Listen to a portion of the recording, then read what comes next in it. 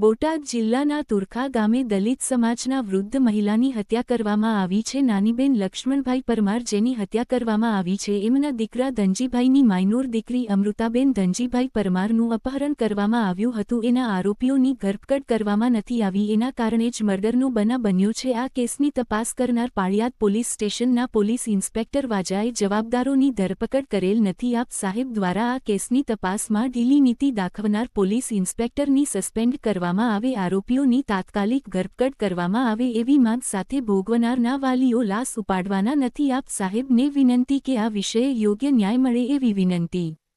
કીર્તિ ચાવડા, સહ કન્વીનર, રાષ્ટ્રીય દલિત અધિકાર મંચ. 12 બોટાદ તાલુકો જિલ્લો, ગામ તુરખા.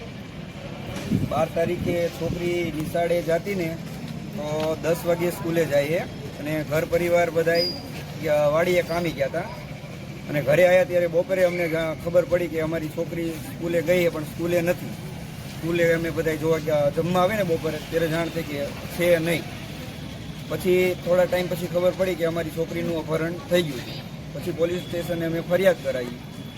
પછી 15 તારીખે જ્યાં ફરિયાદ કરાવીને એના બધાય દોસ્તારો અને બીજી જ્ઞાતિના કાઠી દરબારો ઘરે આવીને માર માર્યા અને એમાં અમારા એક બાનું, મારા મોટા બાનું ઓફ થઈ ગયા અને 2 કેસ સિરિયસ છે અને 3 જણાને નોર્મલી વાગ્યું તો એને રજા આપી દીધી. તમારી માંગણી શું છે?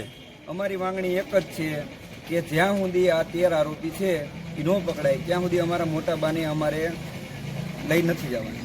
લાશ ઉપાડવા નથી એમ? લાશ નથી ઉપાડવા. માવજીભાઈ સરવૈયા, રાષ્ટ્રીય દલિત અધિકાર મંચ, ભાવનગર. આજે તુરખા ગામે એક વૃદ્ધાની હત્યા થઈ છે.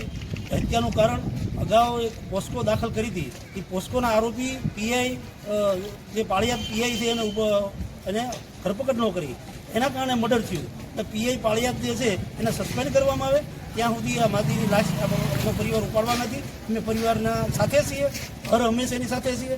10 દી બેવું પડે, 15 દી બેવું પડે, એમની સાથે છીએ.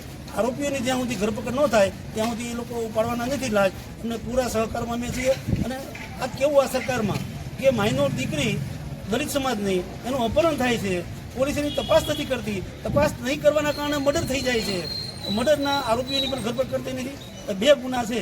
પોલીસ જ્યાં સુધી ધરપકડ નહીં કરે ત્યાં સુધી લાશ અમે ઉપાડવા નથી. આરોપી જે છે એની ધરપકડ નહીં થાય ત્યાં સુધી લાશ નથી ઉપાડતા. પરિવારના સહકારમાં અમે છીએ. જ્યાં સુધી આરોપીની ધરપકડ નહીં થાય ત્યાં સુધી. જય ભીમ, જય ભારત. હું કીર્તિ ચાવડા, બોટાદ. હાલ અમે સરટી હોસ્પિટલે છીએ.